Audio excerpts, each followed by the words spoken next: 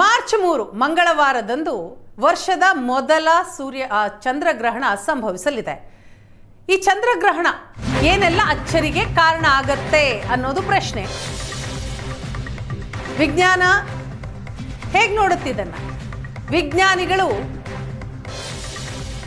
ಈ ಚಂದ್ರಗ್ರಹಣದ ಸಂದರ್ಭದಲ್ಲಿ ಏನೆಲ್ಲ ಅಧ್ಯಯನಕ್ಕೆ ಸಾಧ್ಯತೆ ಇದೆ ಅನ್ನೋದನ್ನ ನೋಡ್ತಾರೆ. ಏನೆಲ್ಲ ಅಚ್ಚರಿಗೆ ಕಾರಣ ಆಗುತ್ತೆ ಅನ್ನೋದು. ಗ್ರಹಣ ಸಂಭವಿಸಿದ ವೇಳೆ ಆಹಾರ ಸೇವಿಸಿದ್ರೆ ಏನಾಗುತ್ತೆ? ಬೆಂಗಳೂರಿನಲ್ಲಿ ಈ ಬ್ಲಡ್ ಮೂನ್ ಚಮತ್ಕಾರ ಗೋಚರ ಇದೆಯಾ? ವರ್ಷದ ಮೊದಲ ಚಂದ್ರಗ್ರಹಣದ ಬಗ್ಗೆ ತಜ್ಞರು ಏನು ಹೇಳ್ತಾರೆ? ಖಗೋಳದಲ್ಲಿನ ಕೌತುಕ ಬರಿಗಣ್ಣಿನಿಂದ ಕಣ್ತುಂಬಿಸಿಕೊಳ್ಳಬಹುದಾ? ಎಲ್ಲ ಪ್ರಶ್ನೆಗಳು ಸಹಜ. ಬ್ಲಡ್ ಮೂನ್ ಬೆಂಗಳೂರಿನಲ್ಲಿ ಗೋಚರ ಆಗತ್ತಾ? ತಜ್ಞರು ಏನು ಹೇಳ್ತಾರೆ ಚಂದ್ರಗ್ರಹಣದ ಬಗ್ಗೆ? ನೆಹರು ತಾರಾಲಯದ ನಿರ್ದೇಶಕ ಗುರುಪ್ರಸಾದ್ ಅವರು ಮಾತನಾಡಿದ್ದಾರೆ. ಸಾಕಷ್ಟು ಮಾಹಿತಿಯನ್ನ ಕೊಟ್ಟಿದ್ದಾರೆ. ಏನು ಹೇಳಿದ್ದಾರೆ ನೋಡಿ.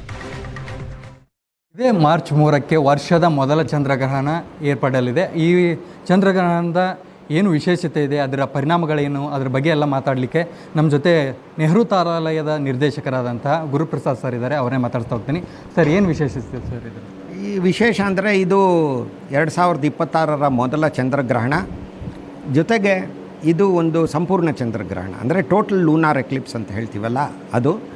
ಇದು ಭೂಮಿಯ ಅನೇಕ ಭಾಗಗಳಿಗೆ ಇದು ಗೋಚರಿಸುತ್ತೆ. ಸಾಮಾನ್ಯವಾಗಿ ಚಂದ್ರಗ್ರಹಣ ಅಂದರೆ 3 ಬಗೆಯ ಚಂದ್ರಗ್ರಹಣಗಳಿರುತ್ತೆ. ಒಂದು ಪಾರ್ಶ್ವ ಚಂದ್ರಗ್ರಹಣ, ಅಂದರೆ ಇಡೀ ಚಂದ್ರ ಭೂಮಿಯ ಛಾಯೆಯನ್ನು ಅಥವಾ ನೆರಳನ್ನು ಪ್ರವೇಶಿಸಲ್ಲ, ಚಂದ್ರನ ಒಂದು ಭಾಗ ಮಾತ್ರ ಕಪ್ಪಾಗಿ ಕಾಣಿಸಿದಂತೆ ಇರುತ್ತೆ.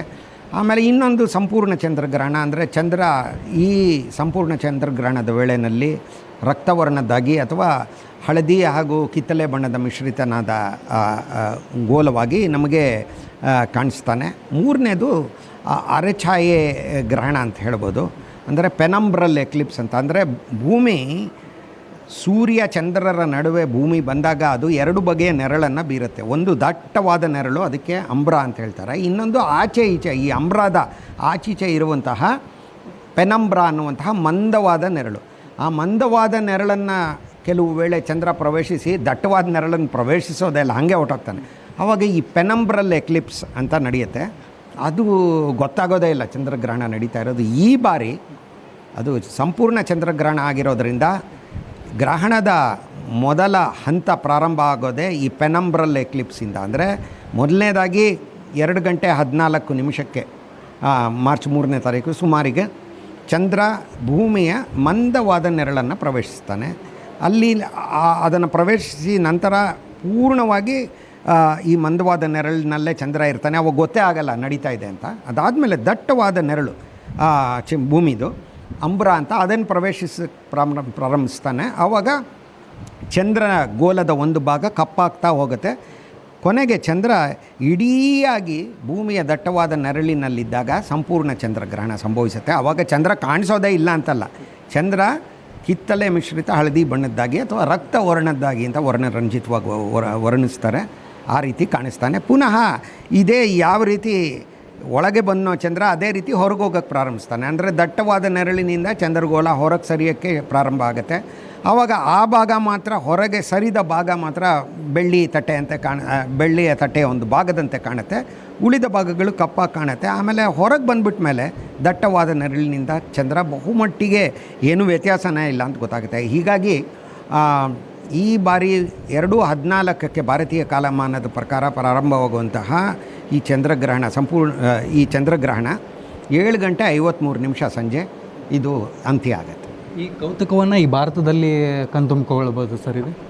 ಈ ಕೌತುಕವನ್ನು ಅಂದರೆ ರಕ್ತವರ್ಣದ ಚಂದ್ರನನ್ನು ಕೆಲಕಾಲವಾದರೂ ವೀಕ್ಷಿಸುವಂತಹ ಒಂದು ಸಾಮರ್ಥ್ಯ ಇರೋದು ಈಶಾನ್ಯ ಭಾರತದಲ್ಲಿರುವಂತಹ ಜನರಿಗೆ.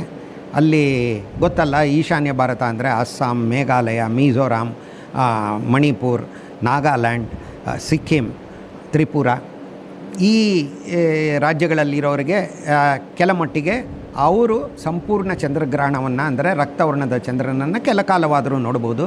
ಆದರೆ ಭಾರತದ ಬಹುತೇಕ ಜನರಿಗೆ, ಬೆಂಗಳೂರು ಸೇರಿದಂತೆ ಕರ್ನಾಟಕವೂ ಸೇರಿದಂತೆ ಜನರಿಗೆ ಗೋಚರಿಸೋದು ಪಾರ್ಶ್ವ ಚಂದ್ರಗ್ರಹಣ ಅದು ಅತ್ಯಲ್ಪ ಪ್ರಮಾಣದಲ್ಲಿ. ಬೆಂಗಳೂರಿನಲ್ಲಿ ನೋಡಿ ಚಂದ್ರ ಉದಯಿಸೋದೇ ಸಂಜೆ 6:28 ಅವತ್ತು 6:45 ಗ್ರಹಣವೇ ಬಹುಮಟ್ಟಿಗೆ ಮುಗಿದೋಗ್ಬಿಡುತ್ತೆ.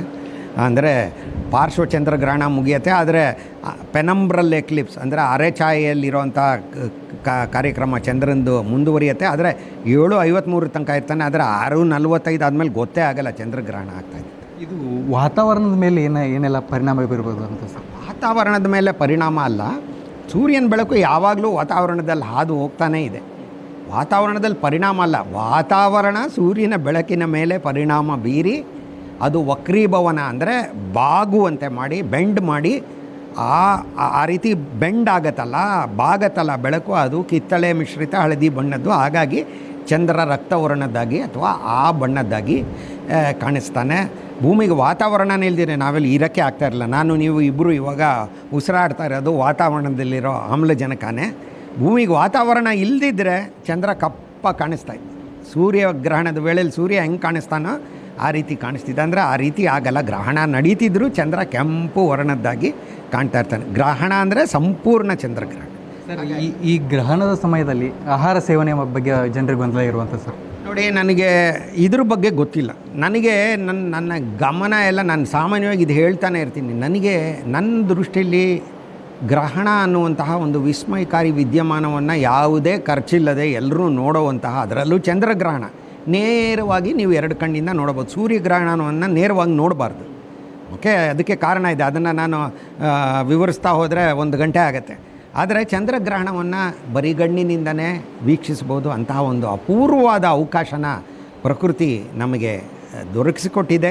ಅದನ್ನು ನಾವು ಬಳಸ್ಕೊಳ್ಳೋಣ ಅಂತ ನನಗೆ ಆಹಾರ ಸೇವನೆ ಬಗ್ಗೆ ನನಗೆ ಅದರ ಬಗ್ಗೆ ಅಷ್ಟಾಗಿ ಪರಿಜ್ಞಾನ ಇಲ್ಲ ನನಗೆ. ಅಲ್ಲ ಸರ್, ಈ ಚಂದ್ರಗ್ರಹಣ ಈಗ ನಡೀತಾ ಇದೆಯಲ್ಲ ಮಾರ್ಚ್ 3ಕ್ಕೆ, ಅದಕ್ಕೆ ಏನಾದರೂ ನೋಡಲಿಕ್ಕೆ ವ್ಯವಸ್ಥೆ ಮಾಡ್ಕೊಂಡಿದ್ದೀರಾ ಸರ್ ನೀವೇನು? ಇವಾಗ ನಾನು ಹೇಳ್ದಂಗೆ ಬೆಂಗಳೂರಿನಲ್ಲಿ ನಾವು ನೋಡೋದು ಬಹುಮಟ್ಟಿಗೆ ಏನೂ ಕಾಣಿಸಲ್ಲ ಇಲ್ಲಿ. ಆದರೆ ಬೇರೆ ಕಡೆ ಏನು ನಡೀತಿದೆ ಅನ್ನೋದನ್ನು ಅದು ವೆಬ್ಸೈಟ್ಗಳಲ್ಲಿ ಕಾಣಿಸುತ್ತೆ. ಅದನ್ನೇನಾದರೂ ತೋರ್ಸೋಕ್ಕೆ ಸಾಧ್ಯ ಆದಲ್ಲಿ ಆ ಒಂದು ಅನುಕೂಲನ ಕಲ್ಪಿಸೋದಕ್ಕೆ ಪ್ರಯತ್ನ ಪಡ್ತೀವಿ. ಅದನ್ನು ನಾನು ಮೀಡಿಯಾದಲ್ಲಿ ನಮ್ಮ ಮಾಧ್ಯಮ ಮಿತ್ರರಿಗೆ ಖಂಡಿತ ತಲುಪಿಸ್ತೀವಿ. ಸಾಕಷ್ಟು ಬೇಗ ತಲುಪಿಸ್ತೀವಿ. ನೀವು ಕೂಡ ಅದನ್ನು ವೀಕ್ಷಕರಿಗೆ ತಿಳಿಸ್ಬೋದು.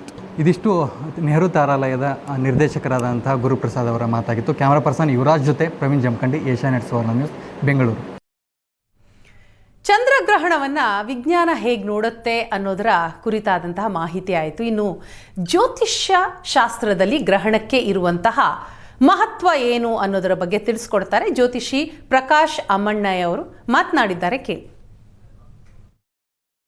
2026 ಈ ಹೊಸ ಇಸವಿಯ ಮೊದಲ ಚಂದ್ರಗ್ರಹಣ ಅಂತ ಹೇಳ್ಬೋದು.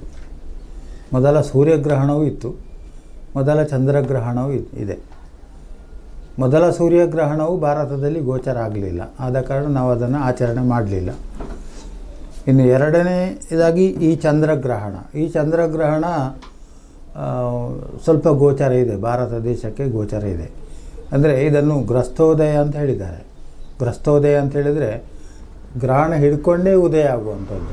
ಗ್ರಸ್ತಾಸ್ತ ಅಂತ ಹೇಳಿದರೆ ಗ್ರಹಣ ಹಿಡ್ಕೊಂಡು ಮುಳುಗುವಂಥದ್ದು, ಚಂದ್ರ ಅದೃಶ್ಯನಾಗುವಂಥದ್ದು.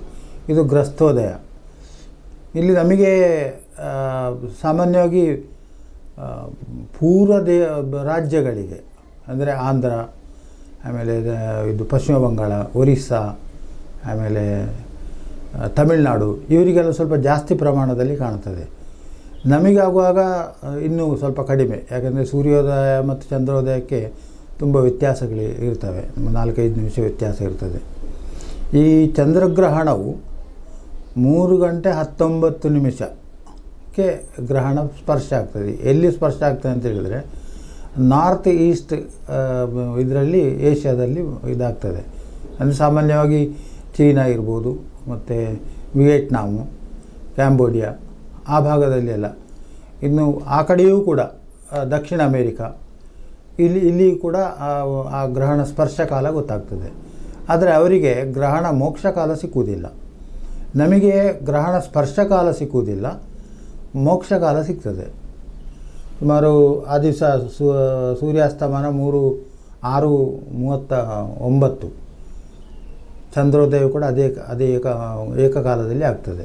ಸೂರ್ಯಾಸ್ತಮಾನ ಆಗೋದು ಚಂದ್ರೋದಯ ಆಗುವಂಥದ್ದು. ಈ ಚಂದ್ರೋದಯದಲ್ಲಿ 6:48 ಗ್ರಹಣ ಇರ್ತದೆ. ಅಂದರೆ 6:36ರಿಂದ ಸುಮಾರು ಒಂದು 10:48 42 ಮತ್ತು 6 8 ಸುಮಾರು 16 ನಿಮಿಷ ಈ ಗ್ರಹಣ ನಮಗೆ ಗೋಚರ ಆಗ್ತದೆ. ಅದರಲ್ಲಿಯೂ ಕೂಡ ನಮ್ಮ ಪಶ್ಚಿಮ ಕರಾವಳಿಗಾಗುವಾಗ ಇನ್ನೂ ಸ್ವಲ್ಪ 1 ಮಿನಿಟು ವ್ಯತ್ಯಾಸ ಬರ್ತದೆ. ಈ ಗ್ರಹಣದ ದೃಶ್ಯಾವಳಿಗಳು ನಮಗೆ ಕಾಣುವುದಿಲ್ಲ. ಇದು ಒಂದು ರೀತಿಯ ಖಗೋಳದ ವಿಚಿತ್ರಗಳದು.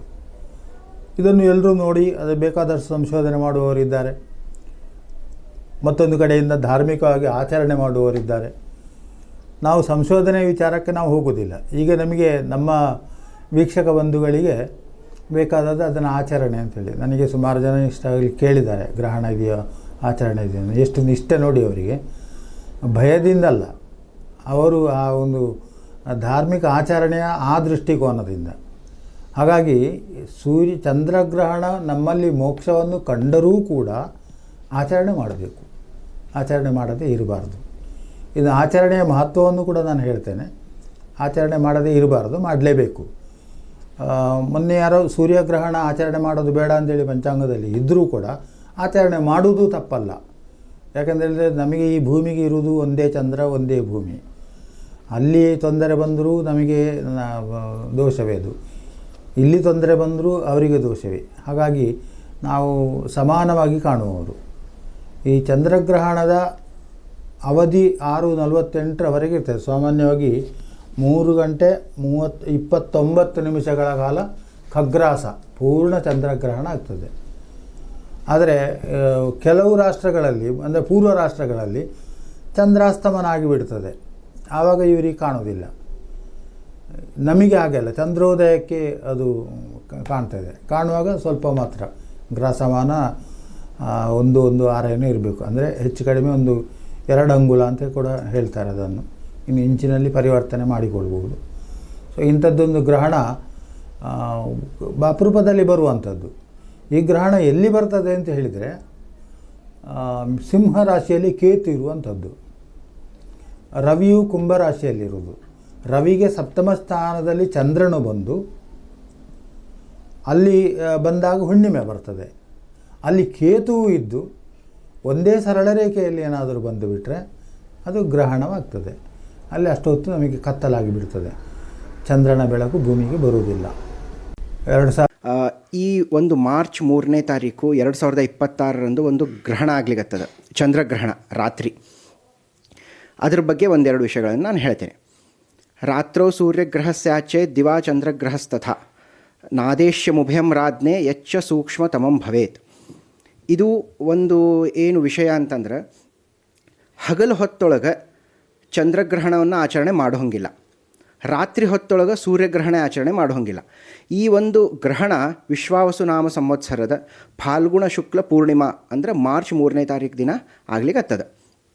ಈ ವಿಷಯಗಳನ್ನೆಲ್ಲ ಒಂದು ನಿರ್ಣಯ ಸಿಂಧು ಒಳಗೆ ಈ ವಿಷಯಗಳನ್ನೆಲ್ಲ ಹೇಳ್ಯಾರ. ಗ್ರಹಣದ ಆಚರಣೆ ಪಾಲನೆ ಮಾಡಬೇಕೋ ಬ್ಯಾಡೋ ಅನ್ನೋದನ್ನು ಎಲ್ಲ ಅಲ್ಲೇ ಹೇಳ್ಯಾರ. ಕೃಷ್ಣಂ ಭಟ್ರು ಈ ವಿಷಯವನ್ನು ಹೇಳ್ತಾರೆ. ಅಂದ್ರೆ ಮಧ್ಯಾಹ್ನ ಅಂದರೆ ಮುಂಜಾನೆ ಸೂರ್ಯೋದಯದಿಂದ ಸೂರ್ಯಾಸ್ತದ ತನಕ ಚಂದ್ರಗ್ರಹಣವನ್ನು ಪಾಲನೆ ಮಾಡೋಂಗಿಲ್ಲ, ಸೂರ್ಯಾಸ್ತದಿಂದ ಸೂರ್ಯೋದಯದ ತನಕ ಸೂರ್ಯಗ್ರಹಣ ಪಾಲನೆ ಮಾಡೋಂಗಿಲ್ಲ, ಮತ್ತು ಸೂಕ್ಷ್ಮವಾದ ಅಲ್ಪಕಾಲಿಕ ಗ್ರಹಣವನ್ನು ಆಚರಣೆ ಮಾಡೋಂಗಿಲ್ಲ. ಮತ್ತು ಮುಂದೆ ಅವರ ಹೇಳ್ತಾರೆ, ತಥಾಚ ಚಾಕ್ಷುಷ ಜ್ಞಾನಯೋಗ್ಯೆ ಅಲ್ಪಕಾಲೀನೇಪಿ ಗ್ರಹಣೆ ಸ್ನಾನದಾನಾದಿ ಸ್ನಾನಮೇವ ಯಾವತ್ ಕರ್ತುಂ ಶಕ್ಯಂ ತಾವತ್ ಕಾರ್ಯಂ ಅಂತ ಹೇಳ್ತಾರೆ. ಅಂದ್ರೆ ಅಲ್ಪಕಾಲೀನ ಗ್ರಹಣ ಅಂತಂದರೆ 24 ನಿಮಿಷ. ಅಂದರೆ ನಮ್ಮ ಈ ಭಾಷೆ ಒಳಗೆ ಒಂದು ಘಟಿಕಾ ಅಂತ ಹೇಳ್ತೀವಿ ನಾವು. ಒಂದು ಘಟಿಕಾಕ್ಕಿಂತ 24 ನಿಮಿಷಕ್ಕಿಂತ ಕಡಿಮೆ ಗ್ರಹಣ ಏನಾದರೂ ಸಂಭವ ಆದರೆ ಅದನ್ನು ಆಚರಣೆ ಮಾಡೋಂಗಿಲ್ಲ. ಆದರೆ ಮಧ್ಯಾಹ್ನದೊಳಗನ ಗ್ರಹಣ ಪ್ರಾರಂಭ ಆಗಿಬಿಡ್ತದೆ. ಮಧ್ಯಾಹ್ನ ಚಂದ್ರಗ್ರಹಣ ನಾವು ಪಾಲನೆ ಮಾಡೋಂಗಿಲ್ಲ. ಯಾವುದೇ ತರಹದ ಚಂದ್ರಗ್ರಹಣ, ಯಾವುದೇ ಗ್ರಹಣ ನಿಯಮವನ್ನು ಪಾಲನೆ ಮಾಡೋಂಗಿಲ್ಲ. ಆ ಕಾರಣಕ್ಕೆ ವೇದಗಳ ನಿಯಮಗಳನ್ನು ಪಾಲನೆ ಮಾಡೋಂಗಿಲ್ಲ. ವೇದ ಕಾಲ ಅಂತಂದರೆ ಗ್ರಹಣದ ಒಂದು ಆಚರಣೆ ಮಾಡುವಂಥ ಕಾಲ. ಊಟ ಮಾಡೋದು ನಾರ್ಮಲ್ ಯಾವುದೇ ಒಂದು ಸಾಧಾರಣ ಗ್ರಹಣ ಇದ್ದರೆ ನಾವು ವೇದ ಪಾಲನೆ ಮಾಡಬೇಕು.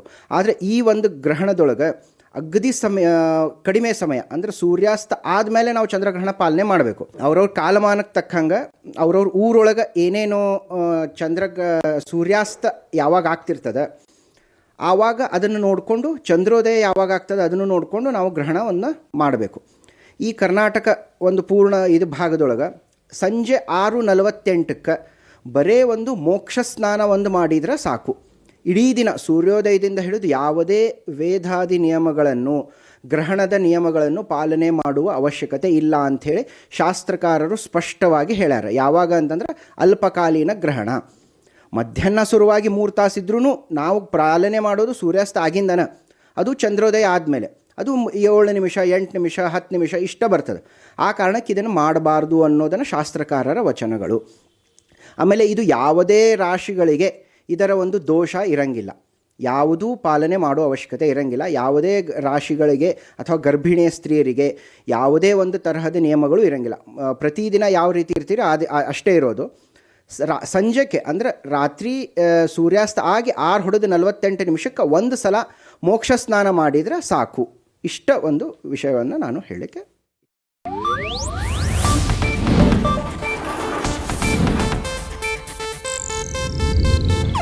ಇದು ಏಷ್ಯಾನೆಟ್ ನ್ಯೂಸ್ ನೆಟ್ವರ್ಕ್ ಪ್ರಸ್ತುತಿ.